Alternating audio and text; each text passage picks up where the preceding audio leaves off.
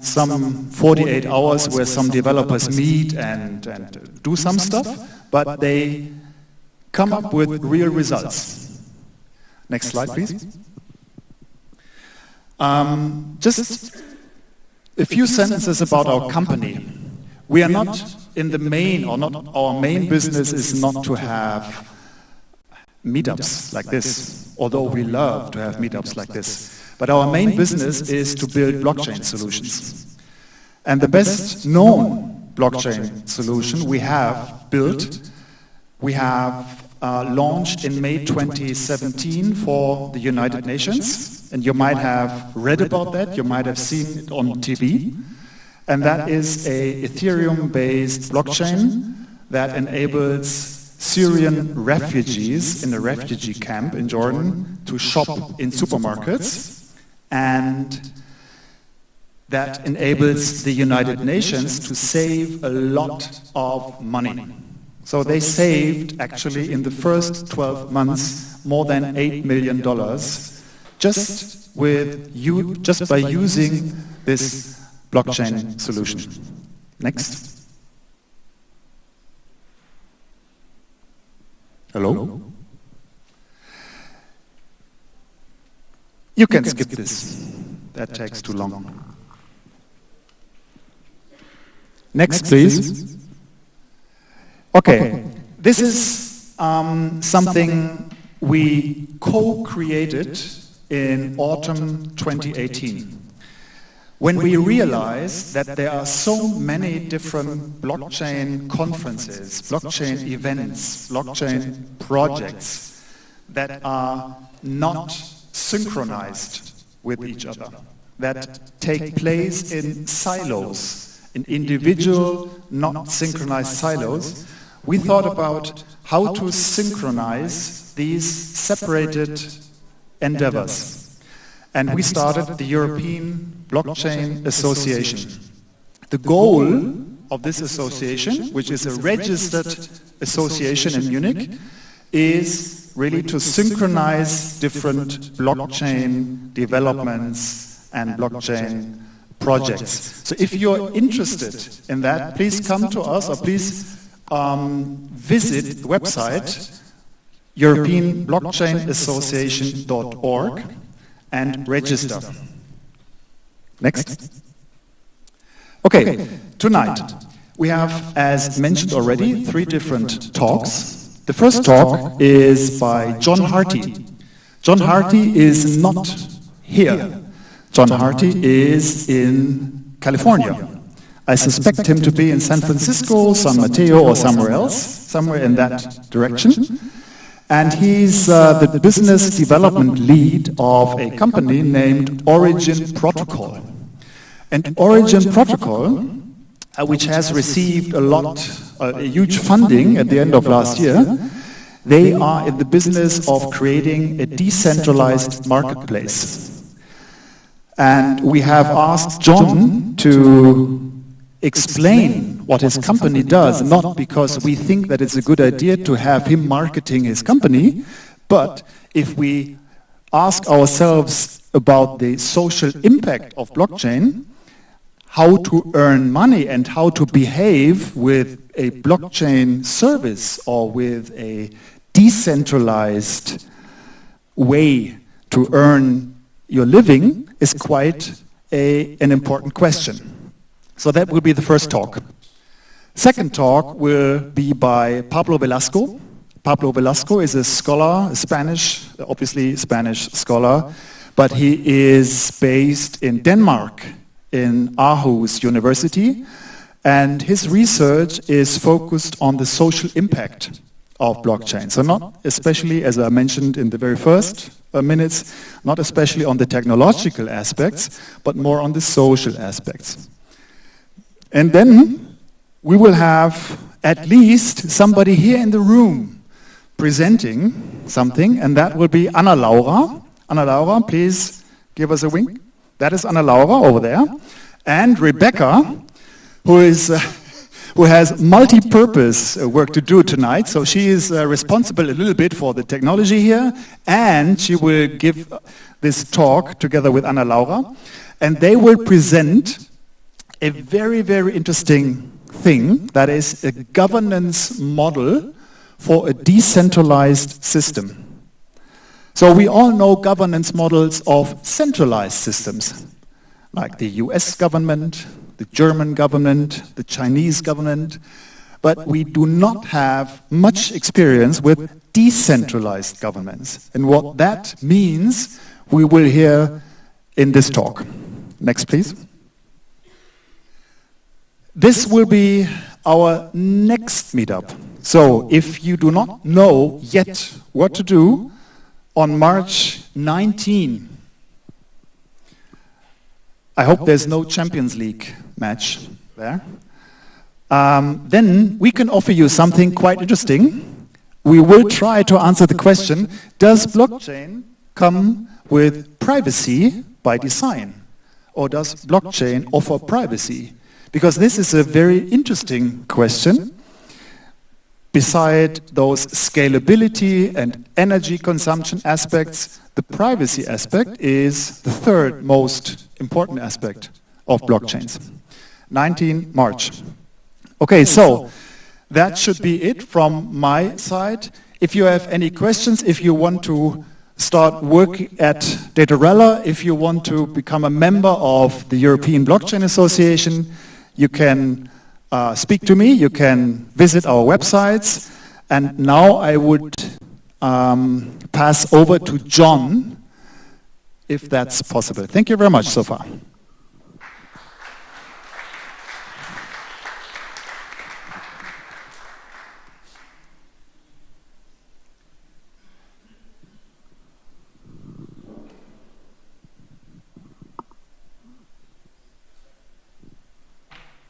Okay. All right, I think it's working now.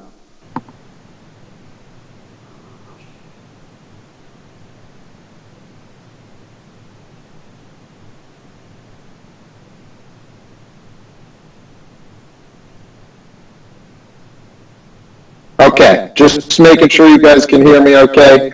I will start the presentation here.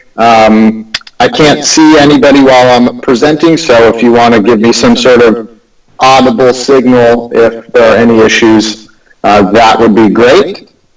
Otherwise, thank you so much for having me here. My name is John, and I work on BD at Origin Protocol, where we are building the blockchain platform for building decentralized marketplaces. And we are very excited about the many social impact implications of the technology we're building. I will cover the four main reasons we are doing what we're doing, and I think all of them are very relevant to social impact around the world. So briefly, to set up some context, if you go back roughly 25 years, the way that people transacted completely changed. And let me start my screen share here just so everybody can see my deck. And really quickly, just to confirm, I am calling in from San Mateo, but we are based in San Francisco. So the speaker was correct on both fronts there. Turning on the screen share, so you guys should be able to see my deck now. And this is just a quick QR code for our Telegram group if anybody is interested there. And I will follow up the presentation with links to our GitHub profile and many other resources to learn more about Origin. So going back about 25 years, the way people transacted goods and services completely changed with the advent of Craigslist and eBay. Instead of people buying these goods and services from companies directly, these platforms enabled them to transact with other people, with other peers.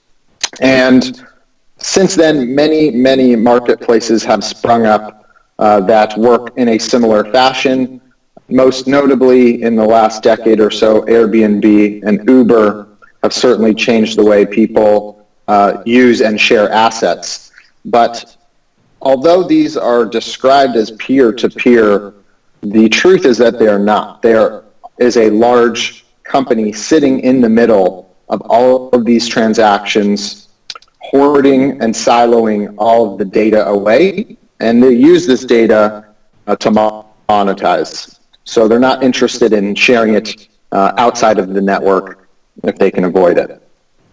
The good news, though, is that blockchain is a very good solution to one of the major problems that these marketplaces solve, which is connecting buyers and sellers.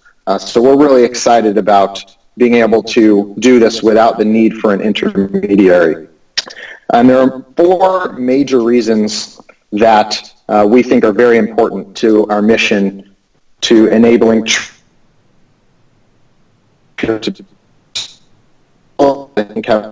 strong social impact throughout the world. The first is simply to lower fees, and this is one of the most tangible reasons that it's important for us to build what we're building. In many cases, you'll see these transaction fees in the neighborhood of 20 to 30%, or sometimes much, much higher in extreme cases.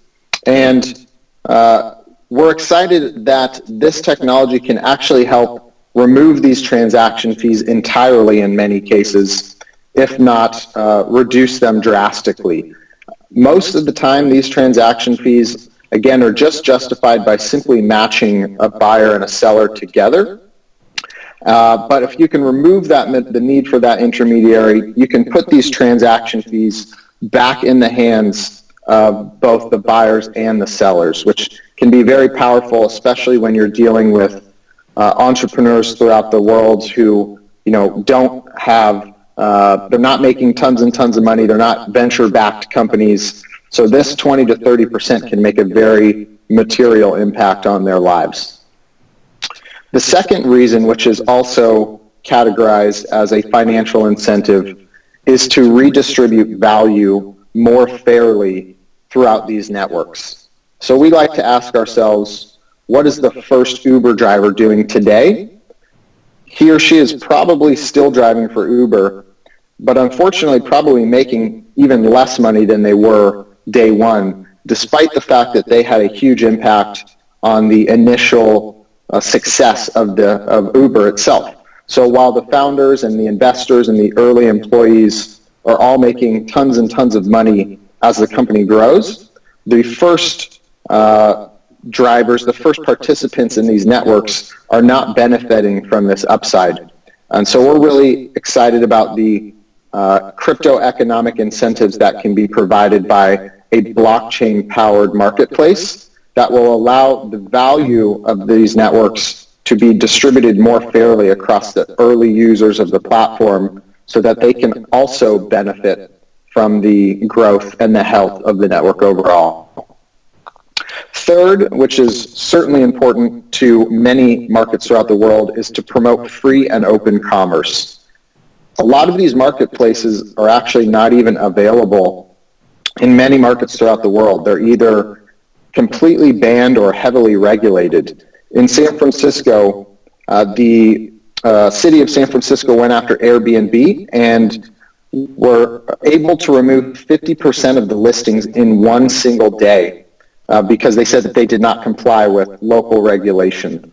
And whether or not you agree with this, whether this should have happened or not, it's scary that Airbnb represents this single point of failure that can be easily attacked in the face of regulation. So we're excited to see how this technology can help allow for these marketplaces to spring up in places where Uber, Airbnb, or other peer-to-peer marketplaces might be completely banned or regulated so much that they're very, very difficult to use.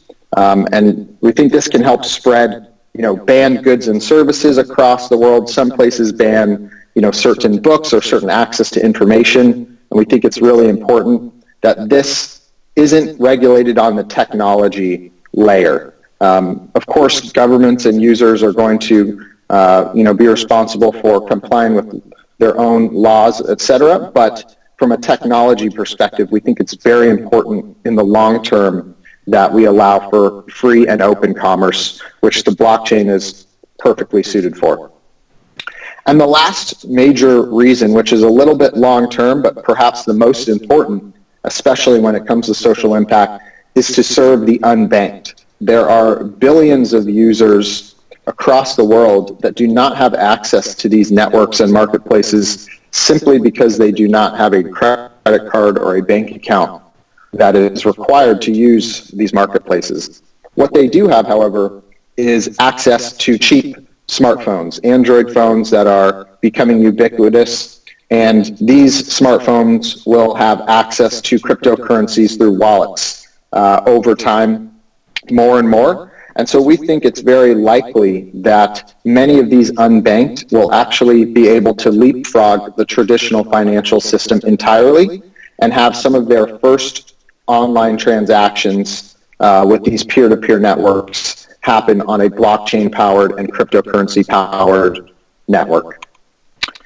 So it's important to understand we are not building the next Airbnb or the next Craigslist or anything like that. We are building a platform, a technology that will enable hundreds and eventually thousands of marketplaces all over the world to be built on top of this technology. Instead of thinking about Airbnb becoming global and taking over the world, we'd like to think that many small communities may build their own versions of Airbnb to serve their local communities more effectively. We're also excited about some of the businesses that maybe wouldn't get started because they're not big enough, or they can't attract enough venture capital, or even markets that maybe are very small and do not make sense for a company like Airbnb or Uber to come in and invest resources into. But with the help of blockchain and knowing that there are no transaction fees and this new business model powered by cryptocurrencies, what kinds of small local networks can we build that enable sharing of assets and peer-to-peer transactions within the community? So this is the general architecture of what we're building. At the base layer, we have a set of open source protocols built on Ethereum and IPFS to standardize things like identity and listings on the blockchain. We're building a couple of things on top of these protocols. Number one, which you actually don't see listed here, is a marketplace creator. And this is geared towards people that maybe don't even know how to code, but want to quickly create a simple peer-to-peer marketplace without you needing to know how to write a smart contract. And so we want to get this technology into the hands of as many people as possible. And so just like you can quickly create a storefront using Shopify, we want you to be able to quickly create a peer-to-peer marketplace using Origin without knowing how to code. A little bit longer term, we are building some libraries directed towards developers. So if you do know how to code and you want some more customization out of your marketplace, we will have a JavaScript library coming out soon that will allow you to do this. And the idea here is that not a lot of developers know Solidity or how to write a safe, secure smart contract, but many know JavaScript. So we want to get the tools of the blockchain in the hands of many developers, as many as possible, and abstract away a lot of blockchain-specific technology and make it easy for them to just build a marketplace using simple JavaScript methods. Lastly, on top of all of this, we've actually built our own dApp. So this is live on the Ethereum mainnet. It allows buyers and sellers to transact with each other, communicate, and it is completely without an intermediary. So you are doing all of your transactions directly with the other person. And this is live today on dApp.originprotocol.com. We're calling it mainnet beta. There's still a lot of things we're working through, and we're still getting a lot of feedback from the community on different types of listings to support different features and functionality.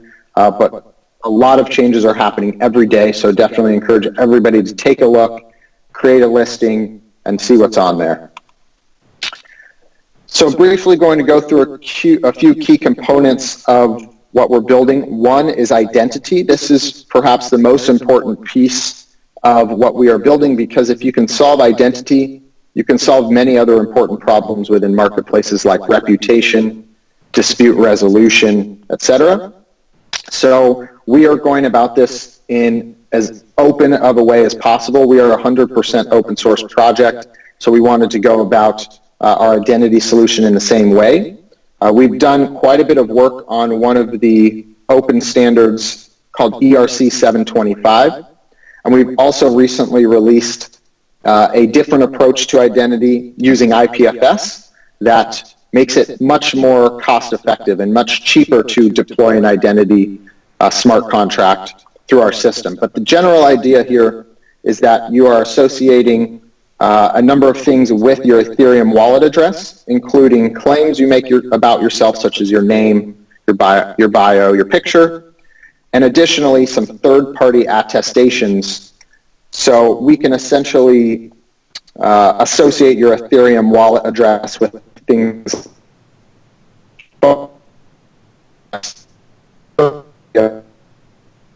and the future depend on the marketplace. So you can imagine us sending a postcard to your mailbox and confirming that you have access to a mailbox before renting out your house on Airbnb or something like that.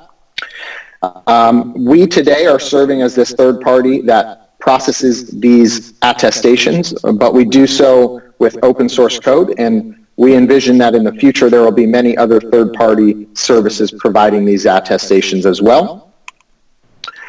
Additionally, we've created secure, auditable, and decentralized chat within Origin. Again, this is completely peer-to-peer. There's no server sitting in the middle managing these messages, and these messages are completely peer-to-peer in nature. One of the most important pieces, though, is that they are auditable. So in the event that a dispute arises, a third-party arbitrator will be able to access these chats and transaction history in order to make a judgment on the dispute.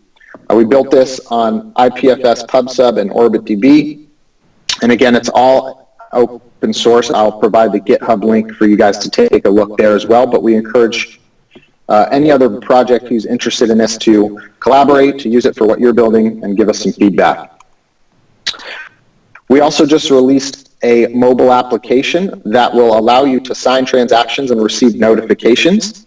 This is very important because it removes the need for MetaMask, which is a huge point of friction in dealing with dApps today. So we want to make it easy and accessible for users who maybe don't know how to use MetaMask, but are more familiar with a mobile application. So we will be continuing to update this over time as well.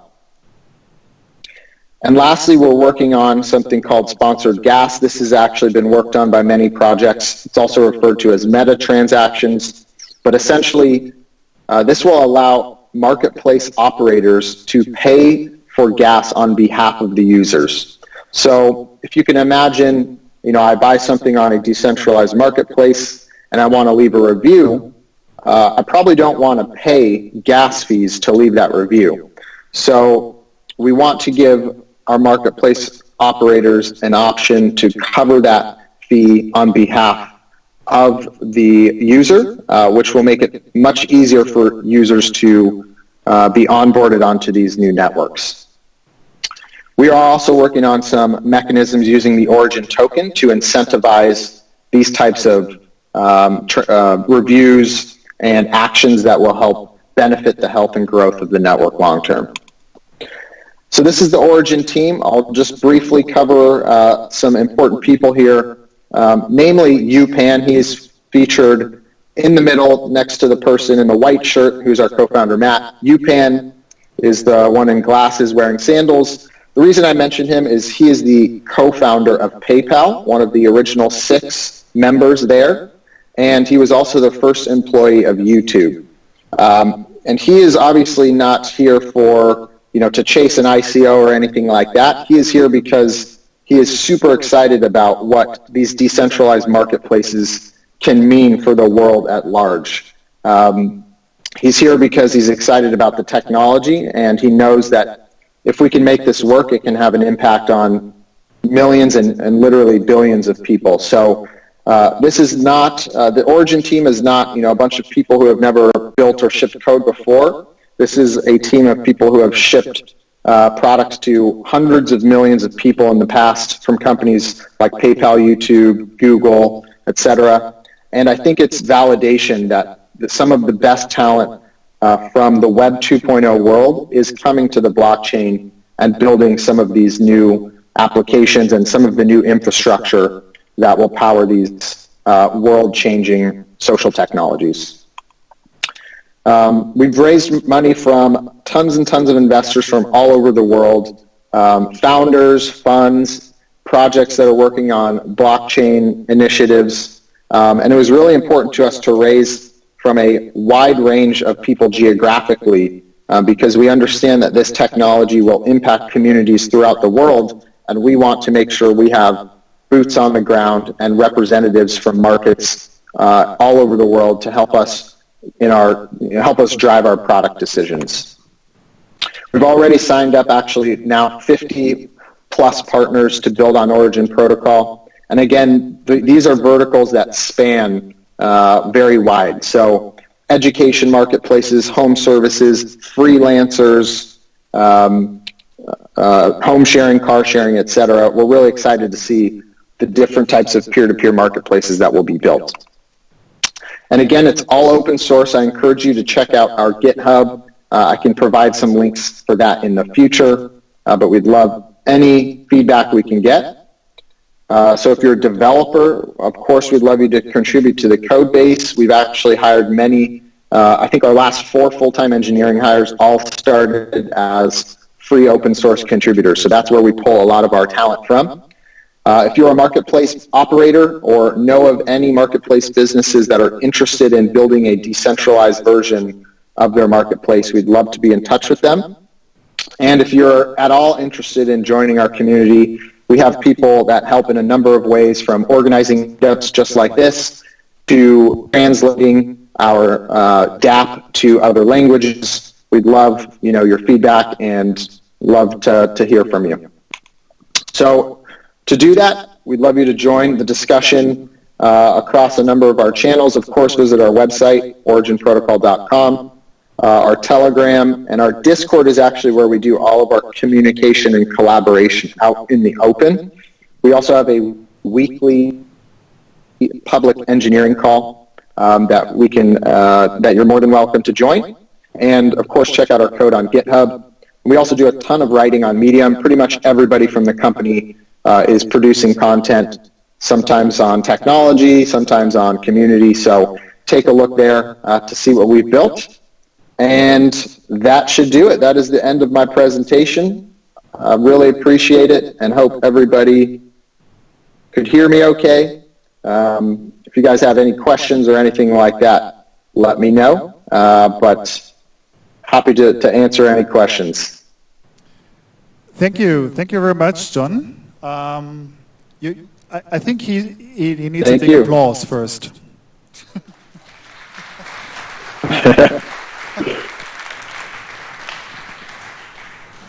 And I'm sure there are some questions, but I would like to start myself with a question, John, because a few weeks or months ago we started something we call the Blockchain Arbitration Forum, which is a platform for what you mentioned also, that is the dispute resolution thing. So if some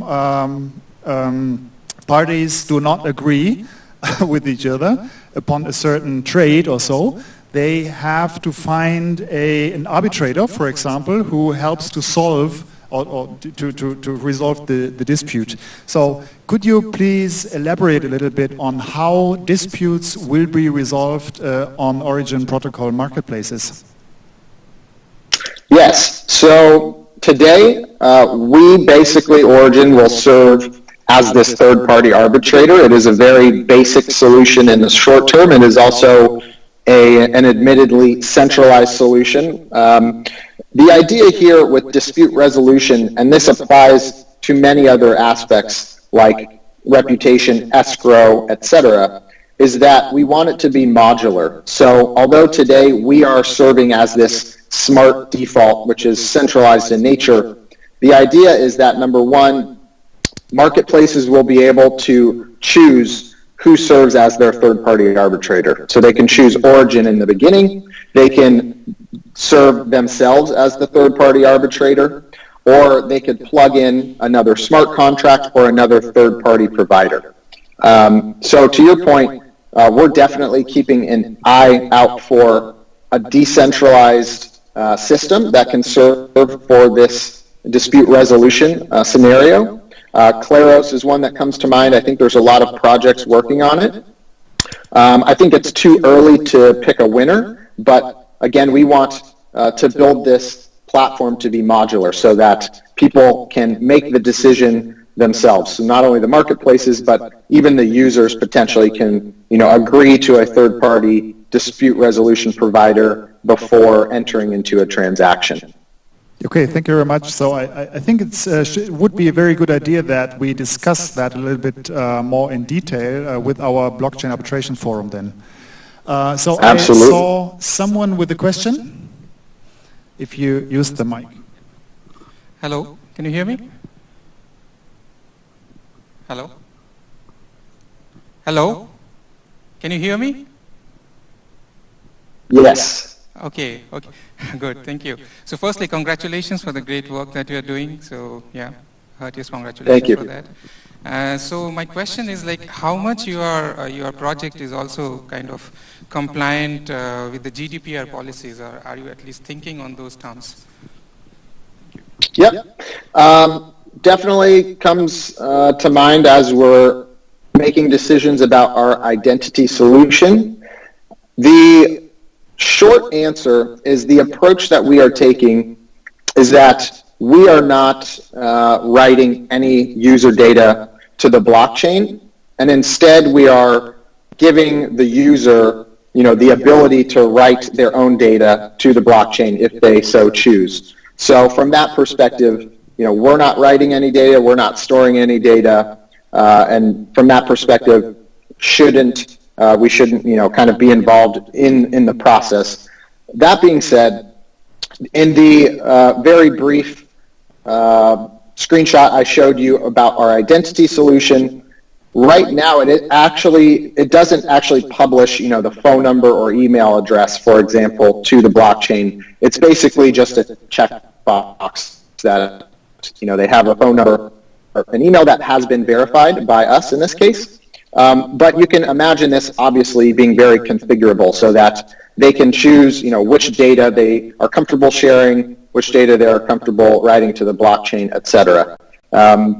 It's definitely a touchy subject, and the other thing to keep in mind is that GDPR really wasn't designed for the blockchain. The blockchain is immutable by nature, so there definitely is some conflict there, and I don't think there's much clear guidance to date, but for now we are doing our best to put the onus on the user to make the decision on what they want to do with their data. At the end of the day, that's one of the most important reasons we built identity the way we did, is to give the power to the user. We don't own their identity. This is what centralized companies monetize. They own all the data about you, and this is how they charge their transaction fees. In our case, we just help you set up your own identity smart contract that you own and you manage and you make decisions for. Okay, there's another question in the back. Just give me 1 second to... Thanks. Yes, so as you were talking a lot about storing something on blockchain, or like executing smart contracts on blockchain. So as the ecosystem grows, more and more applications adopting your protocol or marketplaces adopting your protocol, and these marketplaces grew. How do you plan to scale that? Because currently you're just talking about everything is on the blockchain, but obviously you're using Ethereum. This doesn't hold forever, right? Yeah, so a few things to note here. Of course, we're being as smart as possible with our architecture today. So most data is stored on IPFS, not stored on Ethereum's blockchain directly. But certainly, even with that architecture, there are scaling issues.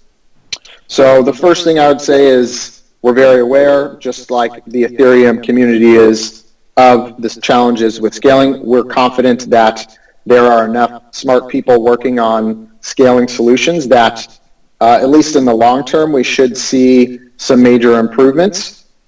That being said, long term, we're going to make whatever decision makes the most sense for the users at the end of the day. So if, in the next year, some new blockchain comes out on mainnet, it's killing it, everybody loves it, it's working really well. It's not to say that we, won't adapt and support that as well. But today we have taken a bet on Ethereum, largely because of the community that we have a lot of confidence in. Additionally, we certainly will focus on marketplaces that do not have the same scaling challenges. So you won't see a decentralized Uber anytime soon because it requires very high throughput. People use Uber many times per week or per day even, and it's low transaction value, high volume. So we think there's going to be a lot of potential in the opposite, which is high transaction value, low volume. So something like home sharing is a good example, or even like an art marketplace where it's high ticket items. The transaction fee is very meaningful to the users, which is important, but it doesn't require instant confirmations. It doesn't require tons of throughput, and we think this should probably work in the short term. But again, this is a very long-term mission. To decentralize these marketplaces will take many years. So I think it's going to certainly be a gradual change, and a lot of that will be based on the ability for the underlying blockchain to scale. And at the end of the day, we're willing and able to roll up our sleeves and get to work on some of these problems ourselves if we don't see things happening quickly enough. More questions from the audience? There's one.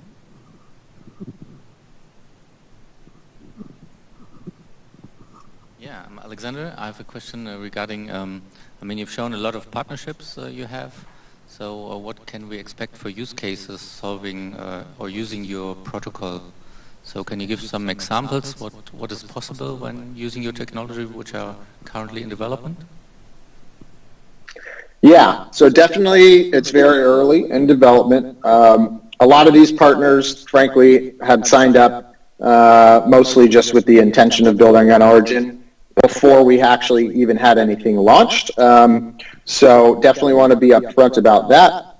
We launched our smart contracts onto the mainnet a few months ago, but this was mostly just for our dApp. There's actually still no developer platform live yet for a developer to build on.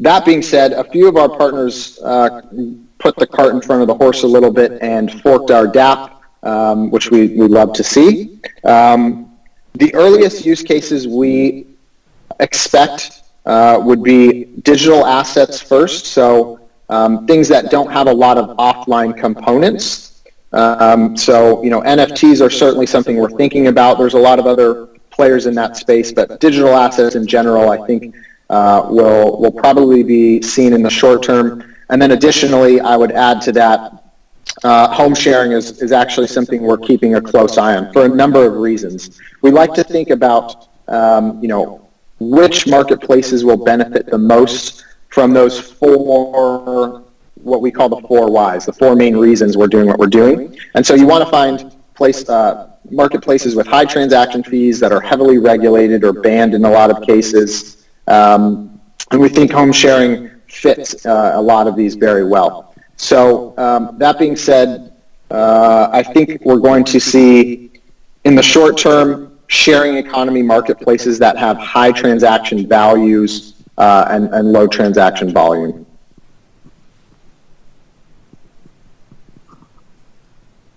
I have a question. How do you see home insurance or home sharing being insured by your smart contract? Because there are many times or many cases when the homes or the shared homes do have some problems or some issues during the stay of the people? Yep. Yeah, it's essentially the same answer as dispute resolution. We're going to probably have to attack it from many different angles. So number one, we'll probably go get, our own insurance policy that can cover a good amount of these transactions ourselves.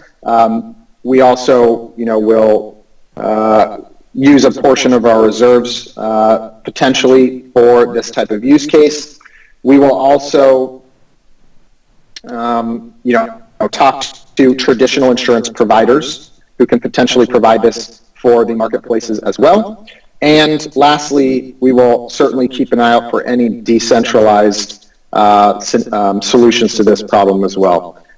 So we want to provide some sort of smart default in the beginning that will at least allow some of these early transactions to take place and give users enough confidence that they can transact and have some trust in the system. But long term, we definitely want to try to think about how this can take place in as decentralized of a fashion as possible. But all the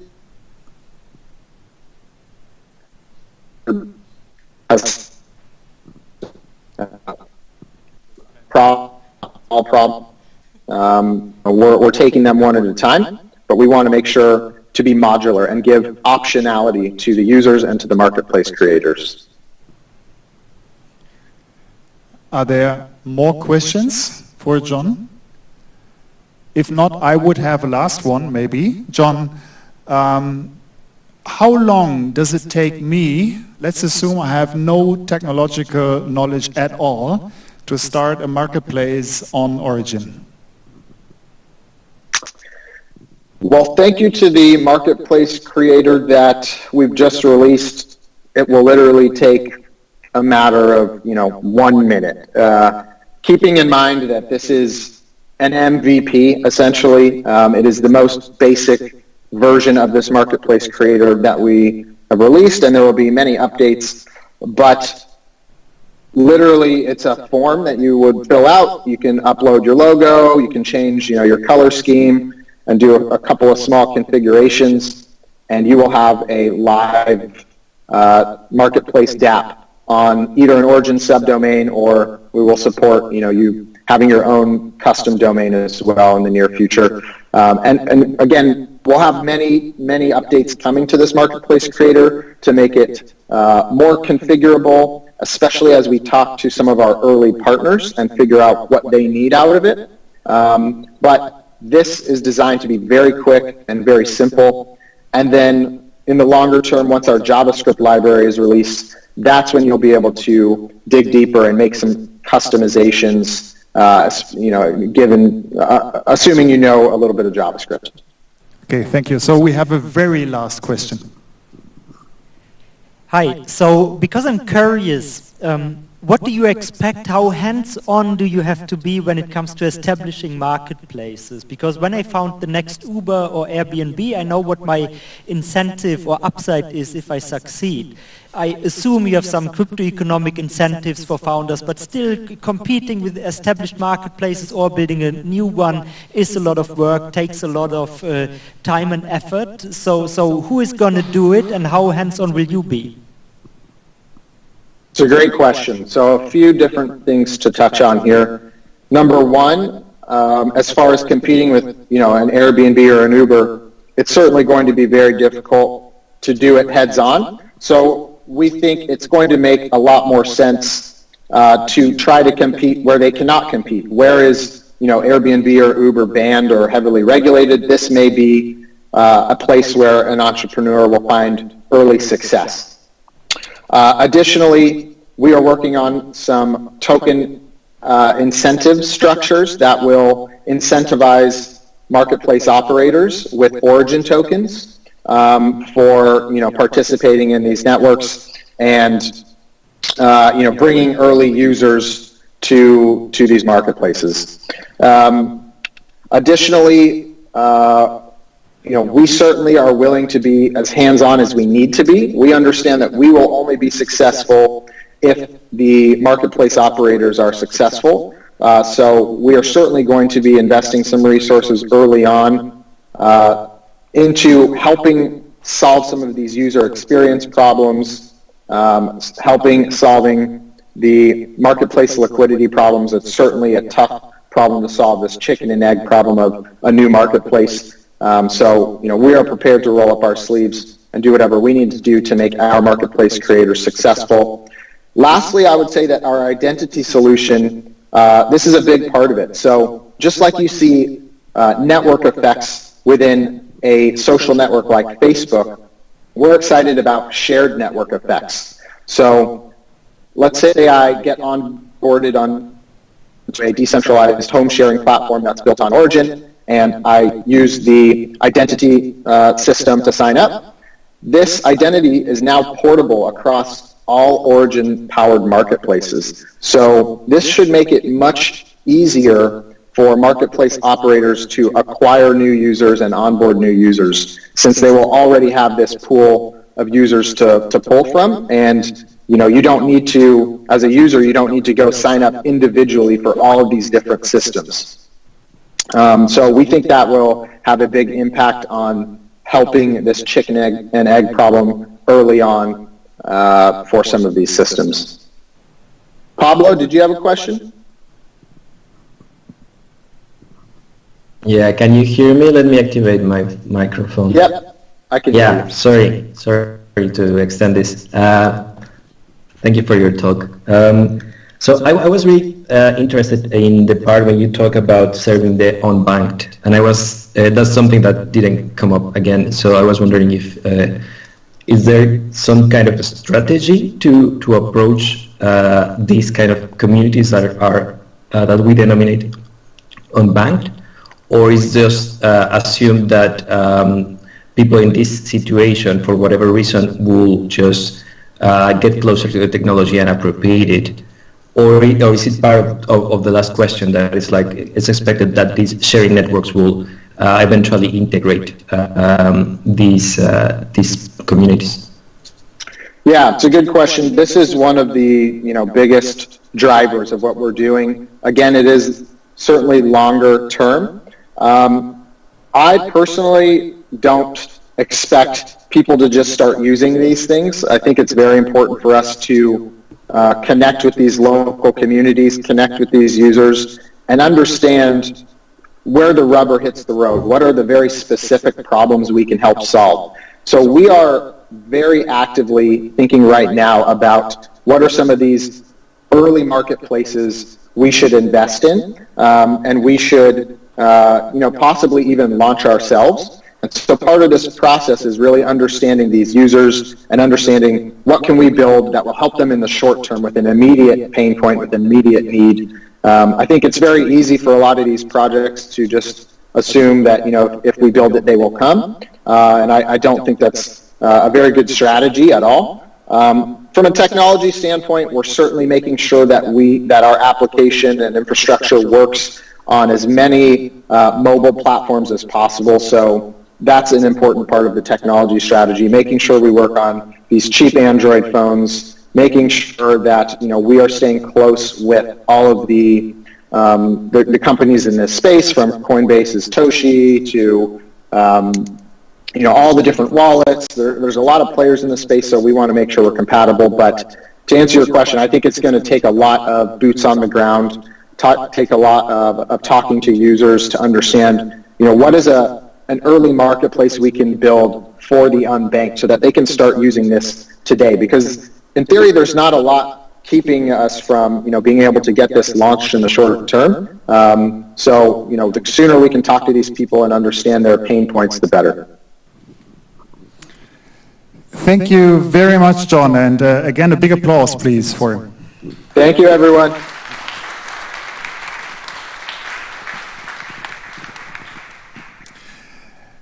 Before we move over to Pablo, I wanted to say something I forgot. I really forgot during my introduction. We are actually live streaming this event. Some of you may have realized that. This is a live stream, and we have another group remotely visiting this meetup, and this group is actually at my former university in Bayreuth, in the northern part of Bavaria. So I would like you to give a big applause to those guys in Bayreuth. They might hear you. Please.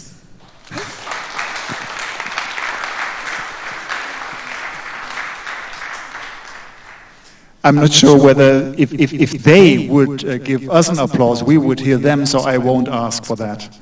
Oh no, there they are. Okay, can you give us an applause, please? It's it's from today.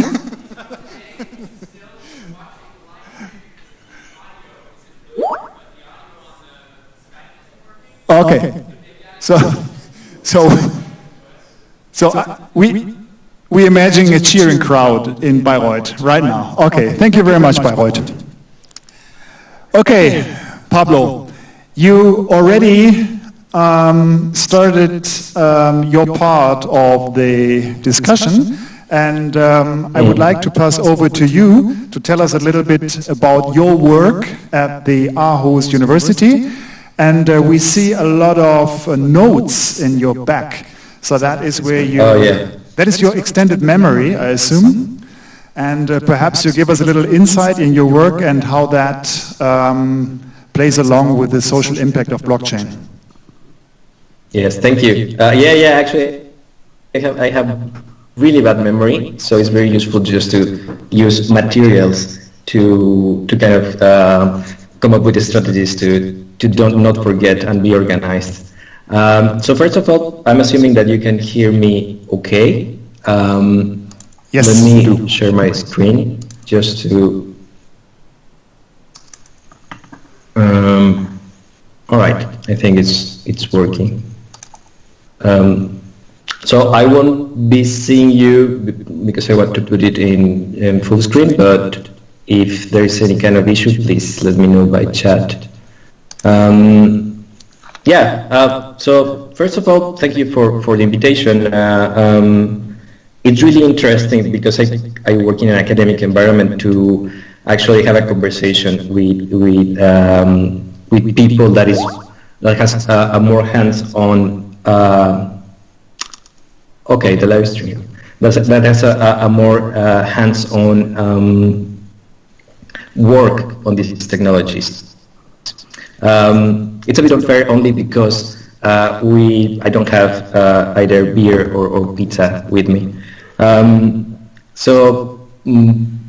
Just a few warnings, I guess, before I start is I'm mostly interested in automation and in the sociopolitical aspects of technology. One of my main interests is blockchain, but not only that. And I particularly drawn into examples of blockchain technology that are a bit unorthodox and go beyond the financial aspects of it, even if it makes a lot of sense to invest a lot of time in financial aspects of it. And finally, my background is in philosophy. So you can expect me to have not so much of answers, but maybe more questions, which is a different kind of interacting with these topics.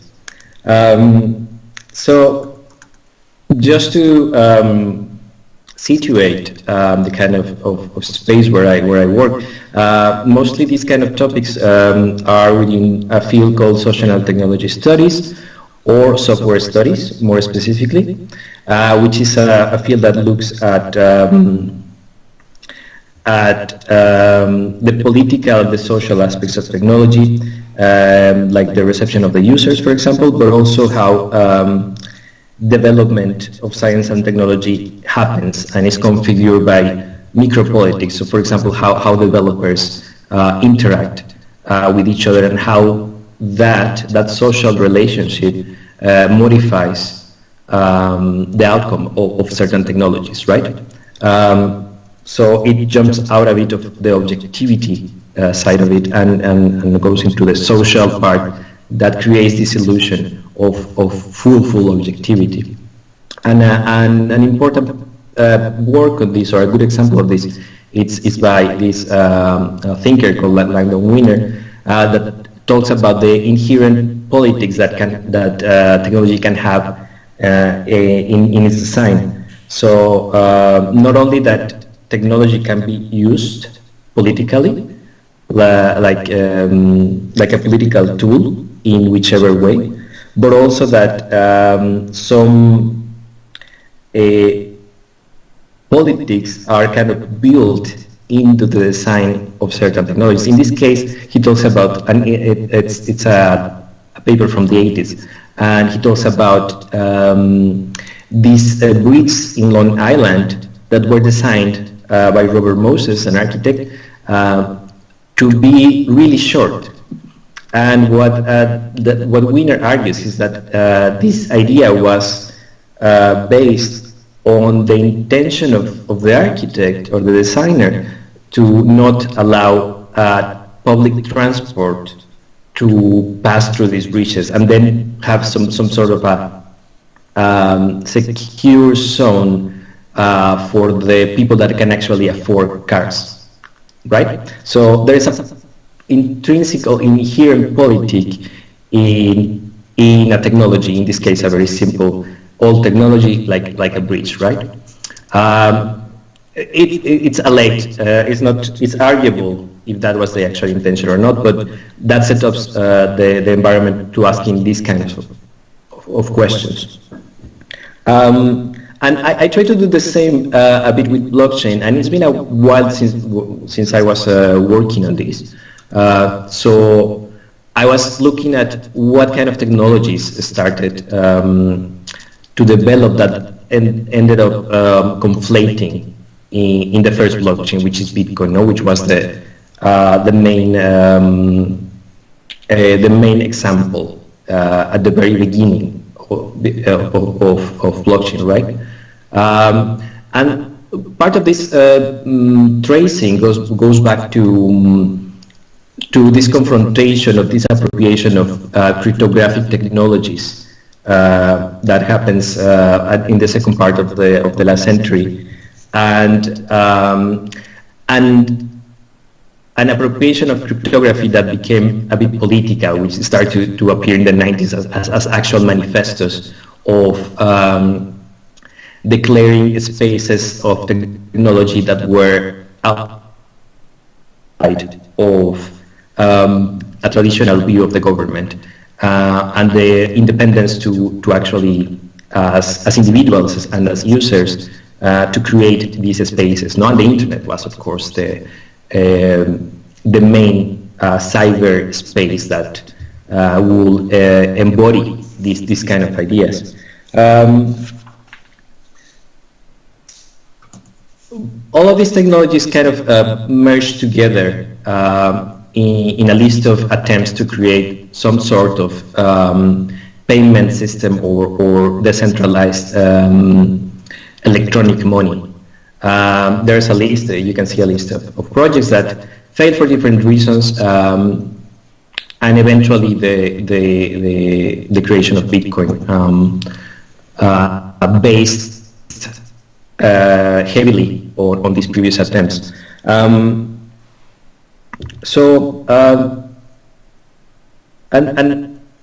Bitcoin is kind of an old topic in a way, right? It's not cool anymore because we're talking about blockchains, but I still pay a lot of attention to what happens to it because, in a way, because of the speculation that is associated with a lot of the tokens that come with this technology is still tied, at least in monetary value, to the fate of Bitcoin. So, well, the key design element here was to create some kind of exchange of economic value using cryptography. So, I mean, relating to the actual topic of the next meetup, I mean, privacy by design was very much in the mind of a lot of the important names that usually are associated with the creation of the technology. So one thing that is related to social questions of this technology is how it can improve the social structure, the politics, or the communication, or any kind of strong social mechanism. And within academia, it's interesting that it's kind of identified by people like Brett Scott or Lana Swartz, two different views that kind of got merged together in a sort of schizophrenic kind of way. One that was more convinced on the market use of blockchain, which the quote below kind of talks about this idea of digital metalism, the creations of some kind of money that relies completely in technology that is decentralized and kind of get rid of a lot of more bureaucratic institutions, right? Like banks or intermediaries or governments, etc. Now, I'm interested in also the kind of projects that try to get away by design of this idea of individual exchange and market affordances that blockchains are obviously a great tool for that. And just as a useful example of what I mean by this, there is this other kind of token that was used in Greece, in ancient Greece and in ancient Rome, called the Terra Hospitalis, and this token was very interesting also from a romantic point of view, because it was exchanged within families or head of families, for example. So if I had a friend, a very close friend, we kind of seal up our friendship with one of these tokens, and we, in some of the versions of this, we will break this stone or this piece of clay into two and just go separate ways, right? And with this stays in the family, and then my children or the children of my children, like the generations that will come, could come together again and claim this sort of transgenerational friendship by putting the pieces together and realizing or proving that there was this social relationship in between these two parties. It's a very interesting idea, and this idea is closer in a way to this second appropriation of cryptographic and distributed ledger systems, which is Lana Swartz called infrastructure mutualism. In here, the market or the financial qualities of the system are secondary, and what takes the main stage is the decentralized and kind of flat and community constructed notion of blockchain. And of course, I'm especially drawn to this idea, and a lot of the projects kind of jump a bit in between these two notions, right? But I think it's not always completely clear how this second notion is actually enacted beyond allowing, for example, to transmit economic value without intermediaries. What is after that? What happens after, or what happens before that? Or what kind of social enhancement comes beyond that, if possible, also? So part of this idea of infrastructure mutualism is the notion that blockchains or technology, I mean, among other technologies, can build or improve these solid social interactions. Also, not only in social media, but with very unexpected and novel ways to relate to each other. So there are a few questions that I think are important to put on the table whenever we see a new project. Second. Okay.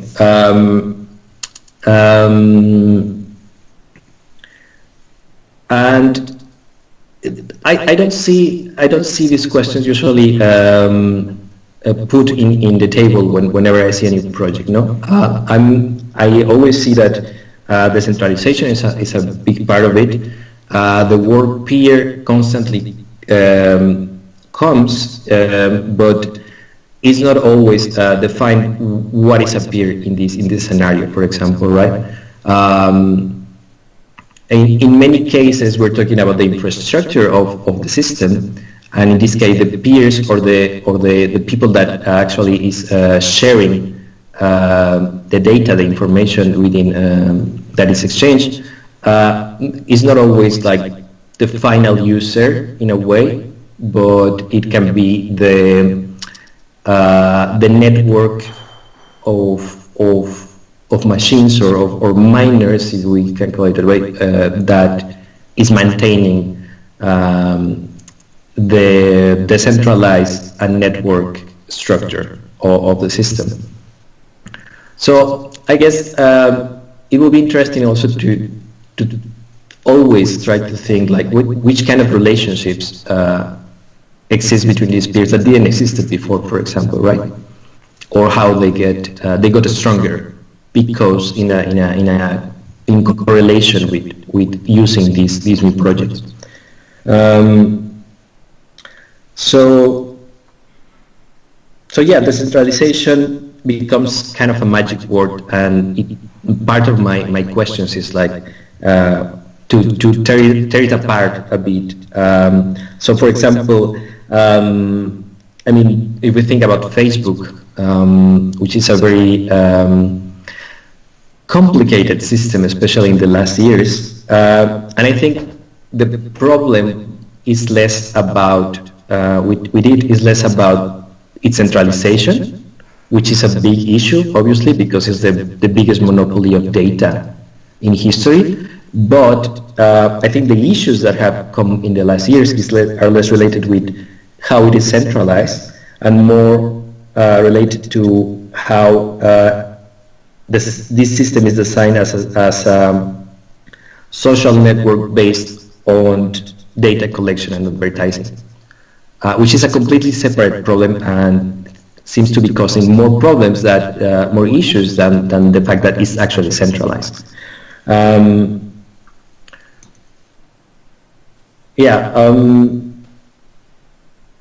So one thing that I usually do is go and see the new decentralized projects. It's really interesting to hear, for example, about Origin and to see that a lot of people is still is working heavily on designing new projects. One of the problems that I have found along history is that a lot of these projects end up being orphaned, which happens especially within the open software development. But also, I think it's useful to have like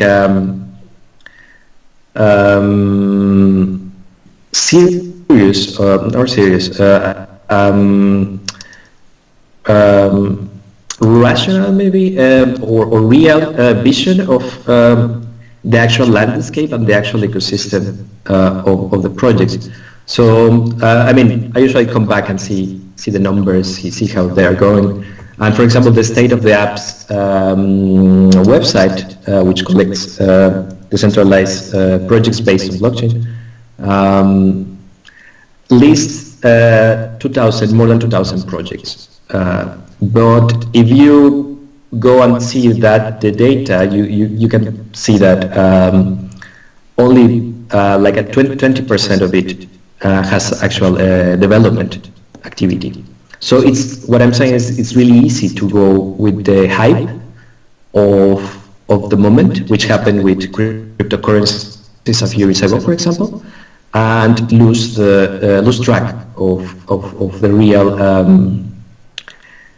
real progress of these projects. But that being said, I was really happy to see 400 projects being actively developed, and within the internal categories of state of the apps, that the social, I hope you can see it because it's a small, the typeface is kind of small, but the social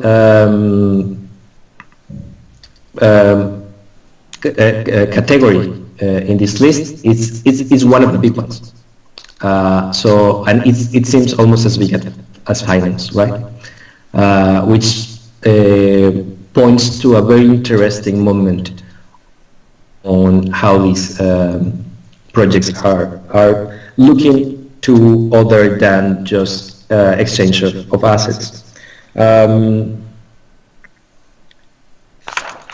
And well, a very final thing that I want just to put on the table was that it's also interesting to see decentralized projects that are not specifically built on blockchain.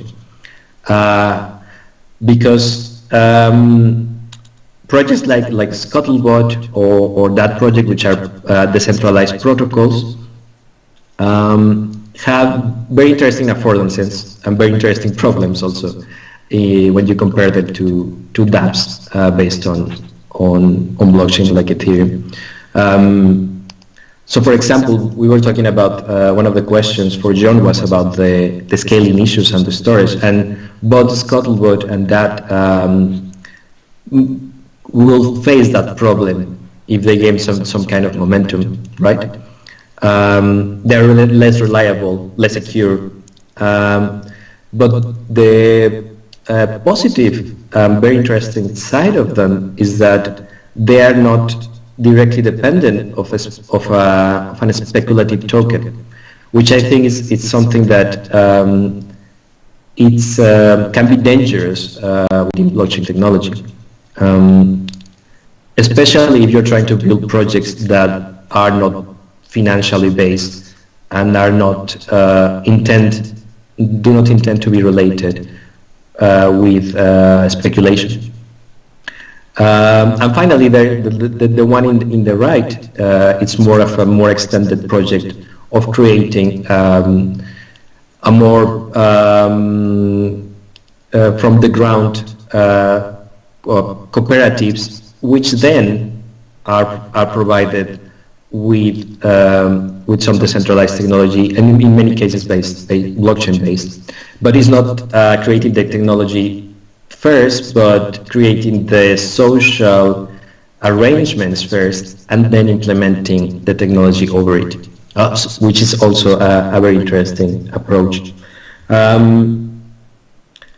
will leave that. I would say that the magic in these systems is that they are complementary.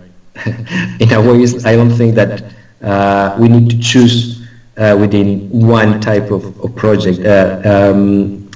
But we also need to accept their limitations and their more useful fields, and also probably the fact that some of them by design are weakly prepared for facing certain problems. But yeah, I mean, that being said, the centralized web seems quite exciting.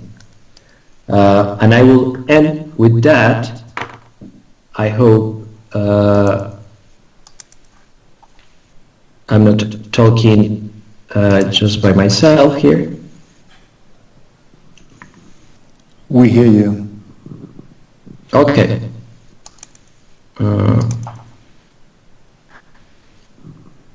Now we see you.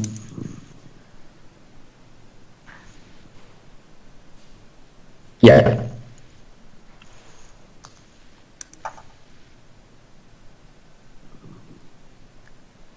Was that the end of your talk already? So I'm not quite sure. Oh yeah, sorry.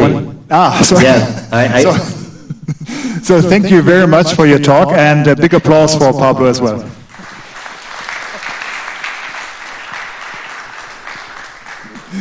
Sorry for that, Pablo. I thought you would like to show another slide or so. No, Are there any questions? I went too fast. Are there any questions to Pablo? So in this case, I would like to start myself again. Pablo, from the economic perspective, so I'm the co-founder of Datarella, and we have to earn money with blockchain. And since only huge corporations actually have budgets for blockchain, we have to address them and ask them to do some work with us. And if we sell blockchain solutions to corporations, these blockchain solutions mostly start, at least they start, from a central kind of point, and then hopefully they morph into a more decentralized version. As we, for example, started for the UN, then we had just a few nodes, and every single node was controlled by one entity within the UN. Now we have more entities, now we have more nodes, more divisions, and so forth. So it starts getting more decentralized, but still, we always have to sell a centralized version, because corporations must make money, and they do not really trust in decentralized systems yet. And in most cases, there's the question how to earn money with decentralized systems. And we have seen, like for example, this decentralized marketplace of Origin Protocol. I mean, there are other decentralized marketplaces, and not one of them is really famous by now. But centralized marketplaces are. So what is your general impression about that? Is the notion that we all have to earn money, for example, with blockchain, does that speak against the decentralized way or the decentralization in general, or is there a way to incentivize participants of decentralized systems that they keep working on that and that they earn money with that? Yeah, it's a good question. I mean, a lot of the open software projects work to some degree in voluntary development, of course, but you need, if you have someone working full-time or dedicating a lot of the time in a project, of course you need to pay, right? We don't support free labor. But what I'm thinking is that if the main objective of a project is to be for profit, then I think that is not in opposition to the idea of decentralization, I think, but it may be in opposition with the intention to improve social structures. And I don't think, I think both for-profit projects that and more cooperative oriented projects can be more or less centralized. In any case, I don't think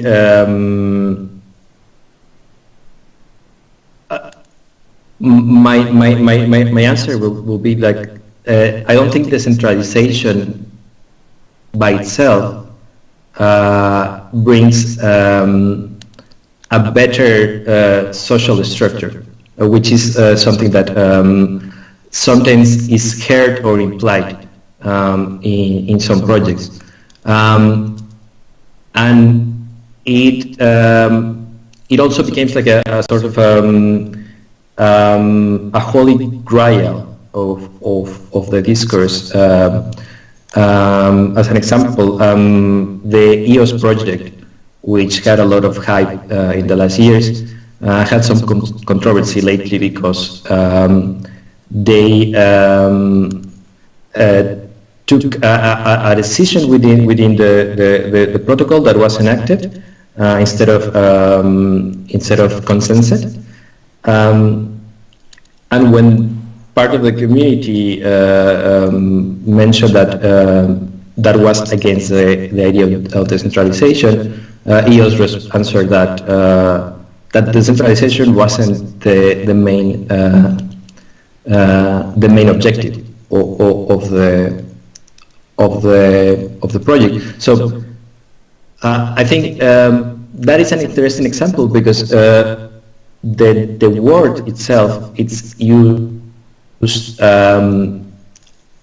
as a goal for a lot of these developments, and we have to be wary on where this is only a discursive element that we get behind, and when this idea of decentralization it's actually improving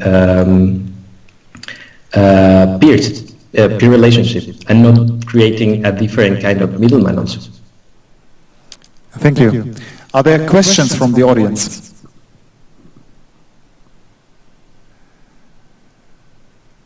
No questions? There's one. Hi. Based on current consensus systems, consensus protocols, do you believe there is at least one truly decentralized blockchain platform there? Because in my opinion, I believe Bitcoin, Ethereum, and others can still be, to a certain extent, be centralized, having enough computational power either, or having enough tokens and so on. Thank you. Yeah, I don't know about more recent projects. I think you're right. I think they are.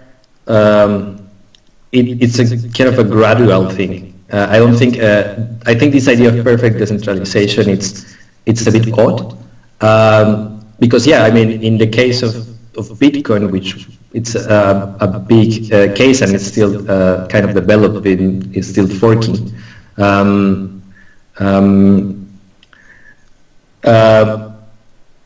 It was not expected, for example, that the miner will create the idea of a pool, and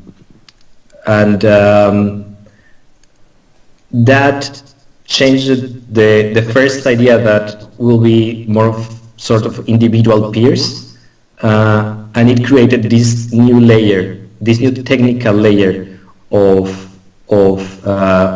like you mentioned, like a new kind of where decision making at least became like a more stronger. So I have to say that I haven't looked at many of the new projects, and I'm pretty sure a lot of them are trying to solve these issues, right? But I think it's probably to be on the safe side to think that whenever a new arrangement of society is created, there's going to be some kind of small more powerful nodes than other. It's difficult to think about a real flat social structure, even in a very technical sense. That being said, I mean, it's obvious that this technology distributes heavily power and decision making. So I think it's a kind of improvement as long as we understand the limitations of it? Maybe at the beginning of your talk you mentioned that you prefer to ask questions than to provide answers. And we asked for answers now, sorry for that. But during or in your presentation you had some questions regarding decentralization. For example, what is to be decentralized? Is that the governance? Is that the structure? Is that... What is that? And maybe in our final talk we will find some, at least some answers to that, because we have come up with a governance model for a decentralized system. And maybe if you want, you can stay with us and watch the talk. I know you had a long day already, but if you want, you can listen to that. And thank you very much, Pablo, again, and have a nice evening. Okay, thank you. I'll be around. Thanks. Okay, so now I would like to invite Anna Laura and Rebecca to the stage. That was not perfect. Anna Laura, you can start.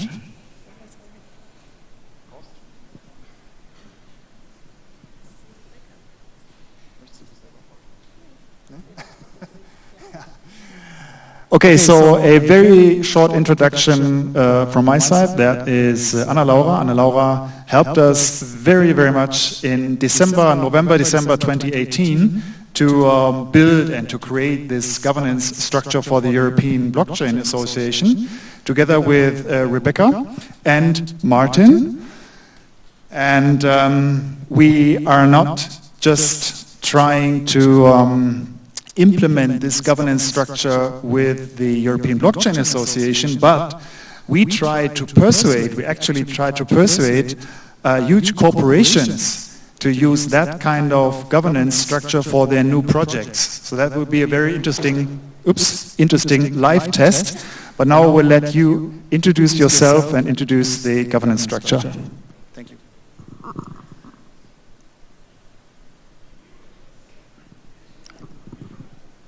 Technical difficulties. I gotta run back. Good. So that gives me the time to introduce myself. Actually, what I didn't know is that Pablo has the same academic background as me. So in case you can still hear me, which I assume, he's gonna know. I also have a background in science and technology studies, which is basically sociology of technology. And that helped me a lot to think about the topics of blockchain as a social technology, because like what Pablo already had touched upon is that every technology that we're having actually has some kind of societal impact, and society on vice versa has an impact on technology. And this sounds quite simple, but this also helps you to think about blockchain as something that needs a societal aspect. And when we were thinking about how to set up the European Blockchain Association, we quite quickly came upon the aspect that we need some kind of societal framework to make it work. Because in so many cases you find technology going wild, basically. Technology that doesn't have any societal bracket or framework, in most cases doesn't work pretty well. So, for example, when you think about an AI robot that starts to spread weird stuff, you can't really stop them. So you need some kind of laws around it. You need people to control it. Since in the end, this world is made of people. Of course, also of technology, but we create it. And so this is something that we definitely need to keep in mind. So this is already some introduction to our presentation that we're going to hold now. As soon as the technology issues are going to be solved by human beings, hopefully. Yeah, what else can I say? I know a joke. That's a good question. No, I'm very bad at telling jokes, so I cannot tell you a joke right now. So yeah, maybe I can tell you a bit about the act of making this governance model. Actually, it was something... are you there? So basically, we started about thinking about what do we need. So what does actually governance mean? Because it's a term that can mean a lot. So we thought that we need something to make a blockchain forum work. So the first thing we actually thought about were the people developing the stuff. So we thought that we need working groups. And so the first thing, I'm going to talk about this together with Rebecca later, but what we started with was the working group process. So a working group needs to be organized because when people interact, otherwise they get in a fight, so they need some rules. And yeah, I don't want to say too much up front, but what we envisioned was a working modus, like a framework that is also supported by blockchain technology. So it's not only rules written on paper or on a blog or whatever, but it's supported by the technology. So, and we thought that when you put the social rules together with the technological rules and put this into a big framework, then it's way more strong and way more persuasive to use it. So, there she is. That's good. Saved. Saved by Rebecca. Awesome. So, let's go. Perfect. The floor is yours, I'd say. I think we can jump over a bunch of the introduction, but to give you some idea of what this governance is, if you guys can see this stack of paper here, this is 50 pages long. So it's actually a pretty long and pretty involved governance. Yuki, if you could go to the next slide. And we wanted to start off really basic. I think you've already started off quite a bit basic, but we wanted to get even more basic and ask you guys kind of what's going on here. So we've got the poop icon, which everybody knows from their chat. And we have some people with poop icon products. And Ana Laura's very well used poop icon keychain. And we were asking ourselves, how did this come to be? What's really going on here? And so we started thinking about the interaction between people and technology and how it actually came to be that there was something like this.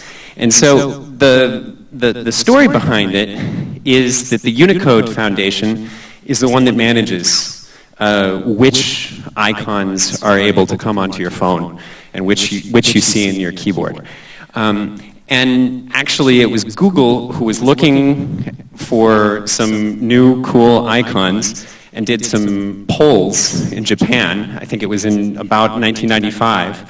And they realized this was really the #1 icon. And so they started talking to the Unicode Foundation and gave some input there, and introduced a proposal to introduce a poop icon, the little poo icon. And that was then integrated into a governance structure for the Unicode Foundation, and that's how your poop icon got on your phone. But as you see, there's this awesome feedback going on between a governance protocol and the technology that we're all using every day, and then what people are actually doing with it and how it's influencing people's lives. And that's where we're actually getting these bizarre sort of cultural artifacts in the form of poop icon products. I mean, it's really kind of a weird thing. So, Yuki, if you go to the next slide, this is actually a copy of the beginning of the Unicode Foundation governance procedure. So that's how the poop icon got on your phone. How that relates to blockchain and governance in the blockchain is, of course, that blockchain is technology and the same mechanisms apply here, but at a much magnified level. So after the introduction, let me get like a little step back. So don't forget what Rebecca had just said, because this will come back. But yeah, when you think about technology from a quite easy perspective, we quite quickly will come upon the basic assumption that people need tools ever since. Whether it's a firestone or just fire, technology is important. And so, yeah, I already said it, tools are technology. And the way these tools are used by people influence the way they think. So when you have an iPhone in your hand, the way you structure your thoughts will be mainly influenced by the way the apps are structured on your iPhone as well. And some 3 more assumptions are that what I said earlier in the introduction, that technology is never neutral. So there is no technology without some societal background behind it. And technology without principles may become anti-social. And since we don't know what's going to happen in the future, and we just know our society the way it is now, we need some framework to structure the way technology is being developed, so it doesn't develop into something that we don't want. And having these assumptions in mind, this has mainly guided us through the process of developing this governance process for the European Blockchain Association. One quick note, what you saw there, that crazy tweet, is actually a Microsoft AI that learned from us how to be racist. So probably many of you have seen it, but that's just an example of how technology without principles and without the human element basically tends to run off the rails.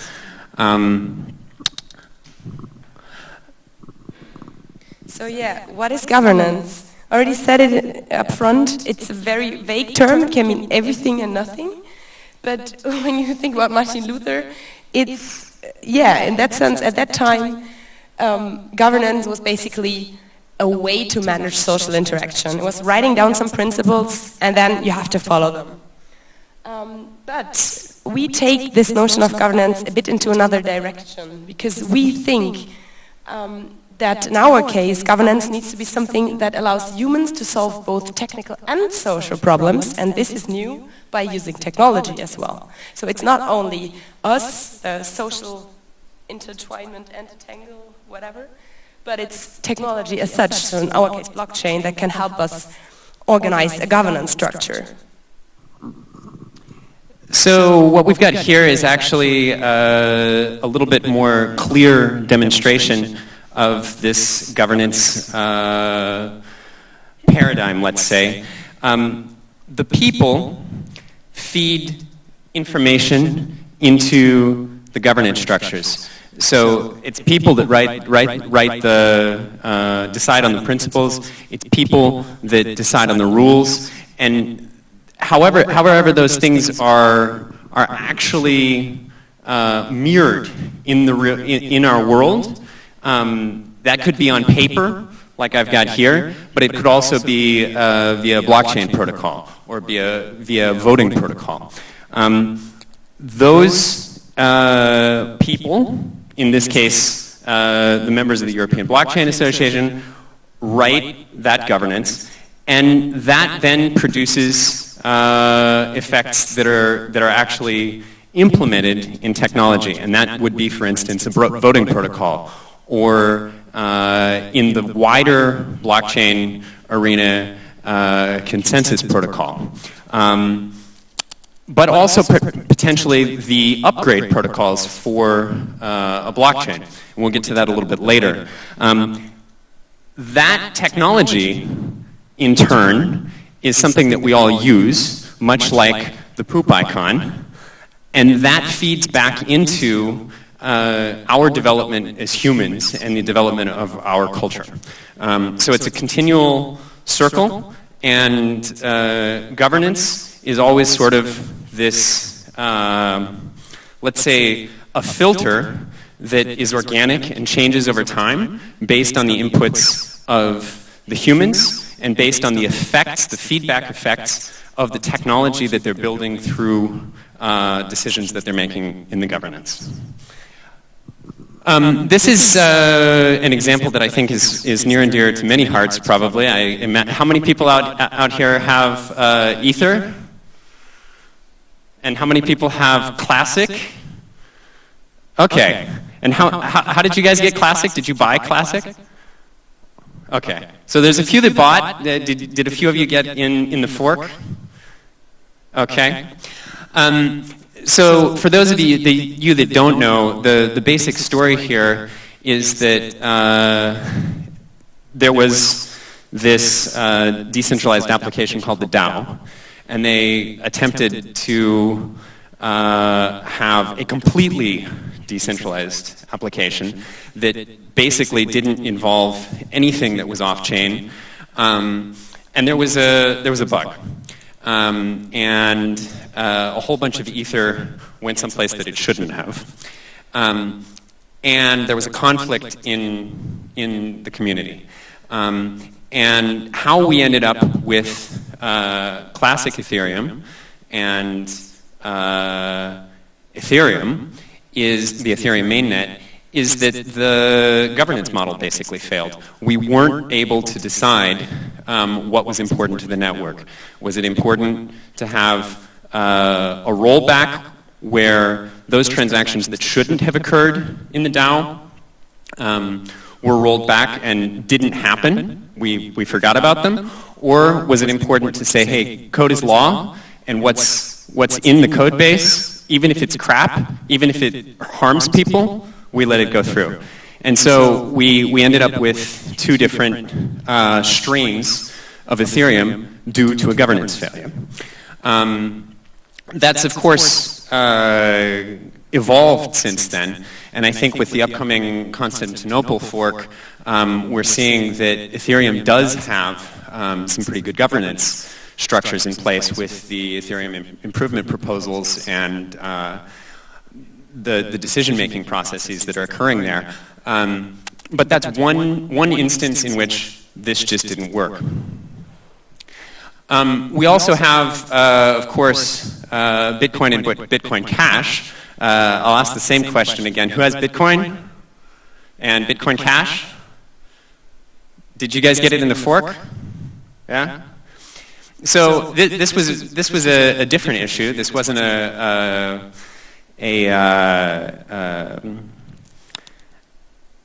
bug, so to say. It was more of a scaling disagreement.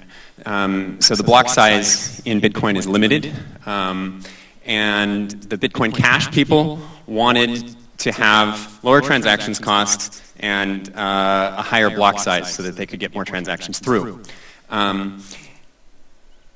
It turned into a disagreement that they couldn't really solve, and I don't want to get into too deep into that because it's a huge political issue and everybody's got an opinion.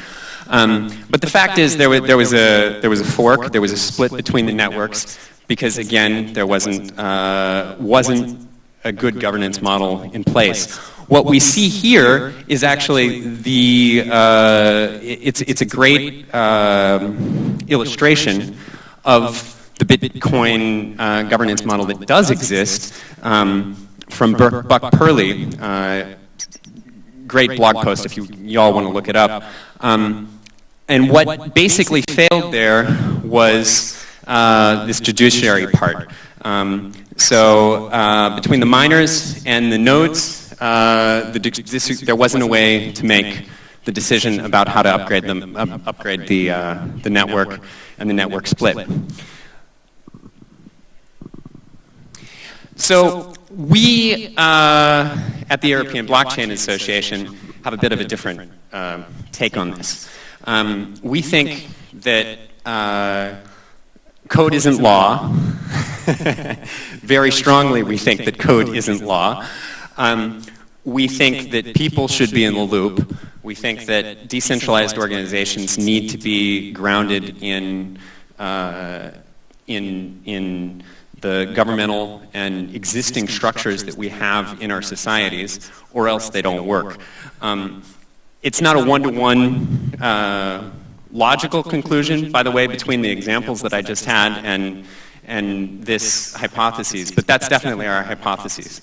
And we see governance as a type of Russian nesting doll.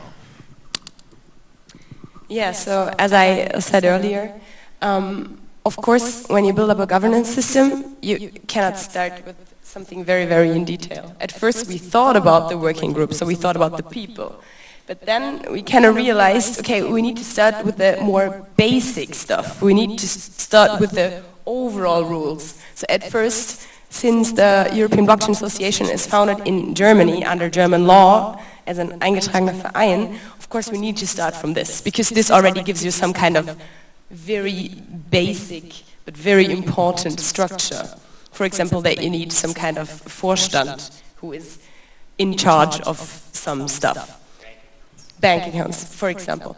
So when you have this basic structure already, then it was quite easy or easier to from that go more into deeper levels. So from the very big Russian nesting doll to come to the smaller one. And the second step that we thought about were the principles. For example, we don't want a racist blockchain. We don't want people to produce blockchain contents that are destroying the rights of other people. That was, for example, something that we thought about.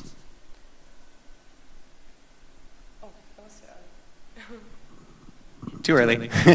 So basically that structure in those 50 pages that I was just showing you there, it cascades down from the very, very high level, who are we and what do we want to achieve?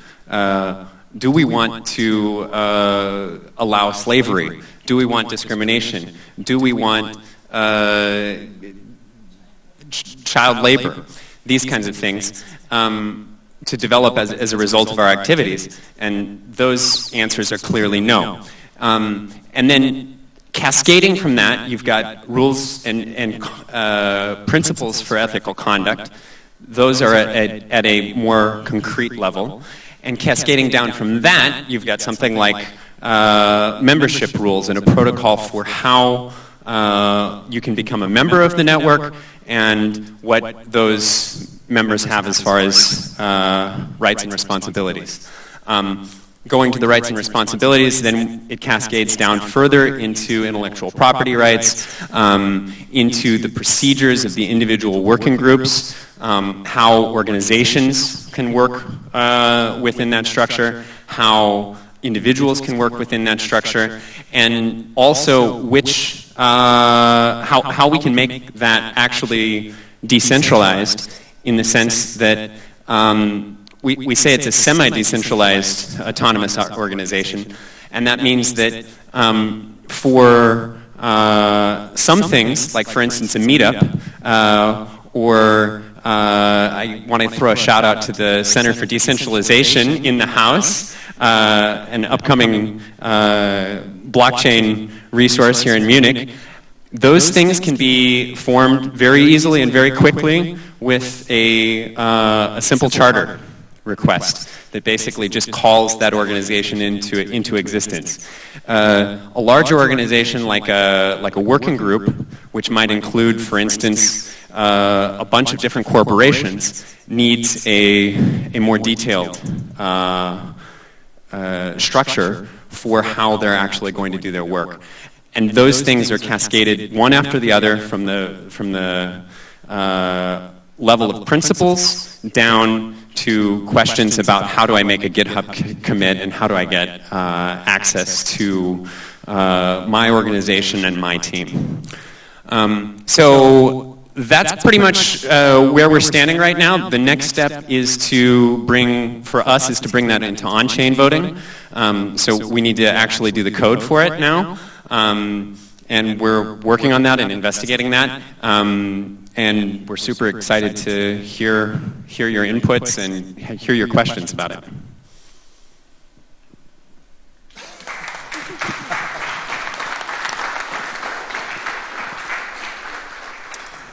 Thank you very much for that introduction to this governance model. I would like to add one aspect you might have not mentioned. Because we are a company, and I have to say it again and again, we have to earn some money at the end of the day, although we are working on these ethereal things like governmental decentralized models, we took care of that this model is based or at least integrated in existing regulatory frameworks that are already accepted by companies. For example, the Eclipse open source framework, or a more specific one, the Toyota, the Trusted IoT Alliance framework, or the Hyperledger Apache license. And we more or less tried to take many aspects of those regulatory frameworks and integrated them into this model to have the legal departments in our clients' offices to just say yes to this governance model, because they know that. And that is, in my opinion, one very important aspect. If you come up with something strange like a decentralized governance model, that you integrate that, or that you base that on something people already know, people are familiar with, because otherwise no one would accept it. Okay, I wanted to say that, and we have the first question here. Thank you. I would just like to ask a question, if I understood it right, what you were talking about. Is this a business model you are talking about? Is this a model for a company, or are you trying to rule the unrulable? And if you are doing so, on base of what rights?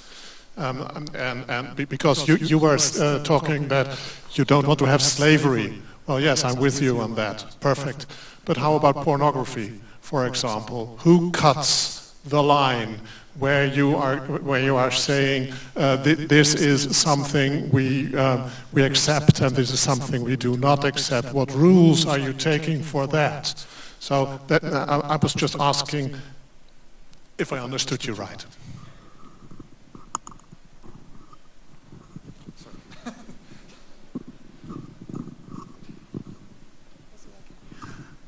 I think maybe we'll jump to the first part of your question first. You asked about business model. It's an eingetragene Verein, the European Blockchain Association. So it's something that's separate from Datarella. Datarella is one of the founding members, but among others. And so the business model is not really a business, but rather a club. So the goal of the European Blockchain Association is the furtherance of the blockchain ecosystem here in Europe. And the revenues of the European Blockchain Association serve that end specifically. That's also written into the governance. I can say something to the second part. So what we started from was the very, let's say, simple principles that we have in our German society. So we started from values, we started from some kind of thought like don't do evil. So this was basically the principles that we had in mind first. So we wrote these down. And of course we let us guide from existing ethical conducts, code of conduct, for example. But we are open to the fact that society will develop. And it will, of course, develop some different guidelines that we might not be aware of today. For example, a few years ago, you didn't need any control on algorithms going wild because there were no algorithms, let's say. So we started from, as Micha already pointed out, we started out from existing software foundations like the Hyperledger Foundation and Eclipse, and we let us guide from their existing governance models. So we wanted to give it as much control as needed and as much freedom as possible at the same time, so that we're not getting in the way too much as the Verein. I think that there's sort of a third part of your question that's implicit, and that's what happens next? How can this evolve? And that is a huge part of what the governance model is and what a governance model should do.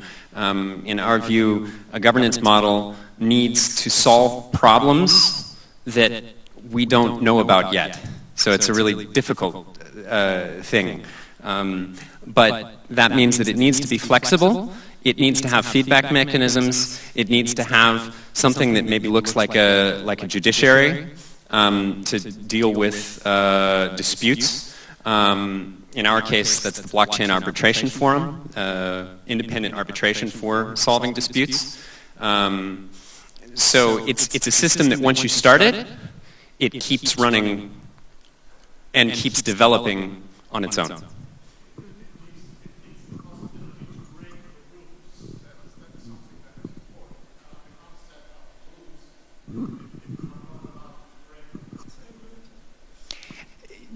You can, and that's part of how these dispute resolution libraries work.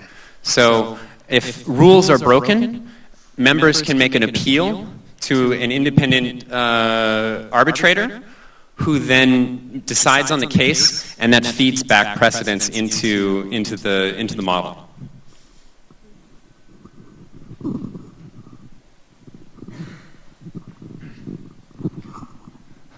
Well, so first of all, thank you for the talk. If we look for like central governance systems for a second, then the central entity usually has some responsibilities like protecting minorities or also informing like people that are participating in the system what they're actually voting on. And if you look, for example, at blockchain upgrade proposals, where we have a huge user base of probably not so technical people deciding on what should the block size of Bitcoin be. So in your opinion, I'm just interested in your opinion, who do you think should be in charge to inform those people correctly? Whose responsibility is that?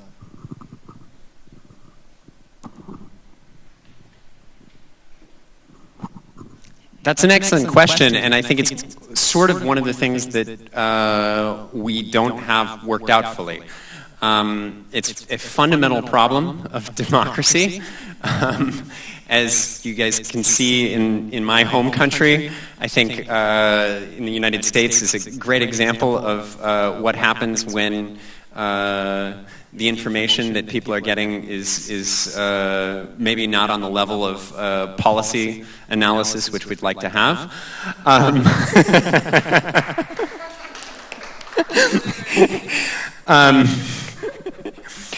The advantage that we have in the area of the blockchain arbitration, or of the, not the blockchain arbitration forum, but the European Blockchain Association, is that the organization is not intended to be Bitcoin. We intend to have on-chain voting using other protocols. We haven't worked out exactly which yet. Ethereum, Hyperledger, these are all options. But this isn't a highly technical question.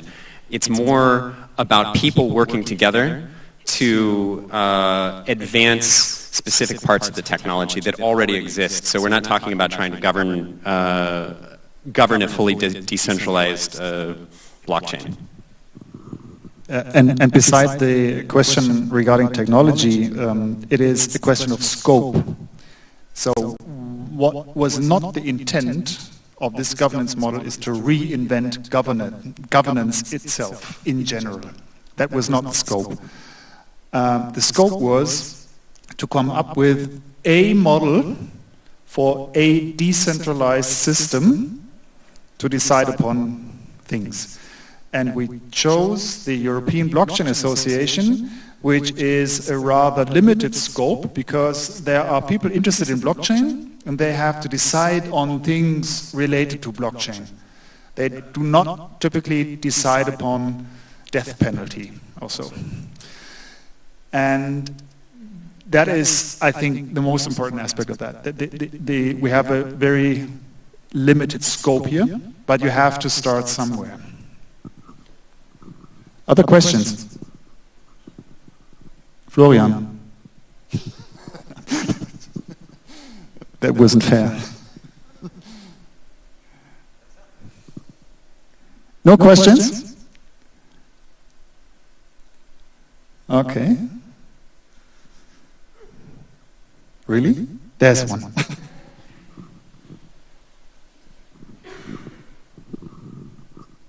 Yeah, just to make it a little bit more specific, can you maybe name one, let's say, real-world use case for this, something you would start with, a decision to make? Sure.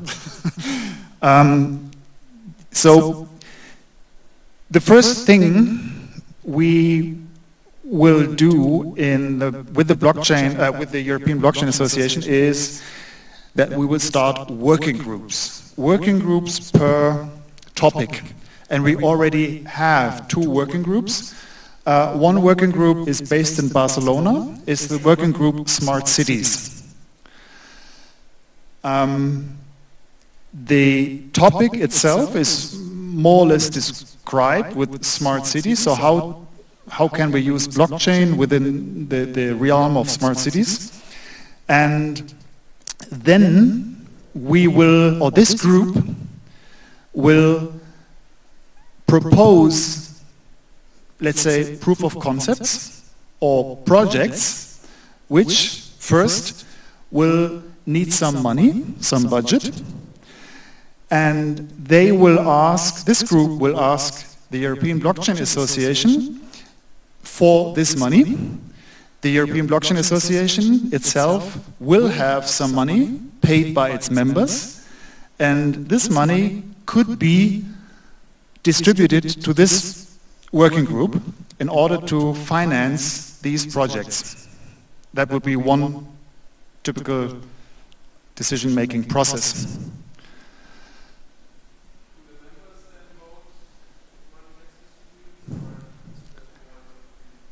Members vote. So we have our, if I'm correct, our governance is 50 some pages long, so we have put some effort into that, and members vote on most things. If it comes to more and more detail, we have, there you will find some sentences like members will, or the group will have to decide itself somehow. So we cannot propose a way of decision finding for every single detailed question, but we have started, and if you take your time and go through this model, you will see that it is at least, we think, as good as the Eclipse Foundation decision-making process, but not with the clutter Eclipse has come up with throughout the years, because Eclipse is built on many years on experiences and many additional findings, and so it's very, very complicated to find decisions within Eclipse, for example.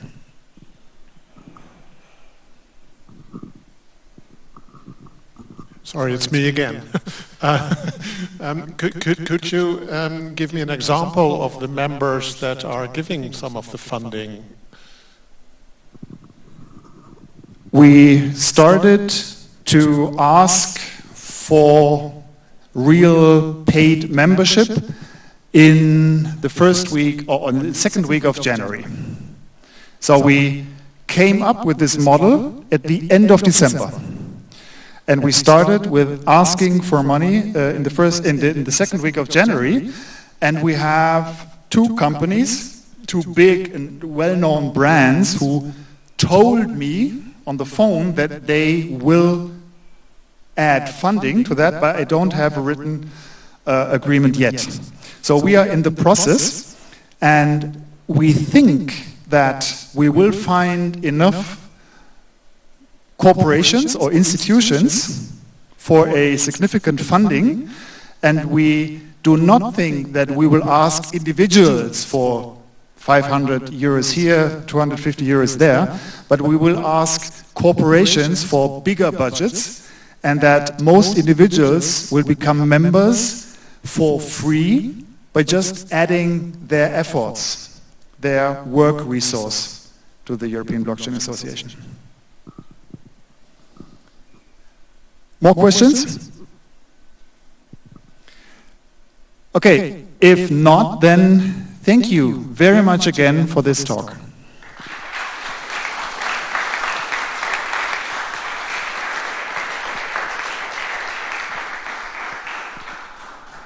And now the official program comes to its end, and I would like to say goodbye to our friends in Bayreuth, if they are still online. At least they got some pizza, I know that, and some beer. And thank you very much for making this evening happen, and I would really like to see most of you again, or not most, all of you, of course, again, sorry, on March 19. Thank you very much. And if you have questions, if you want to participate in any way, either by adding your ideas for the next meetup, by working at Datarella, by adding your resources to the European Blockchain Association, or whatever, please approach us and have a beer and pizza with us. Thank you very much. Have a nice evening.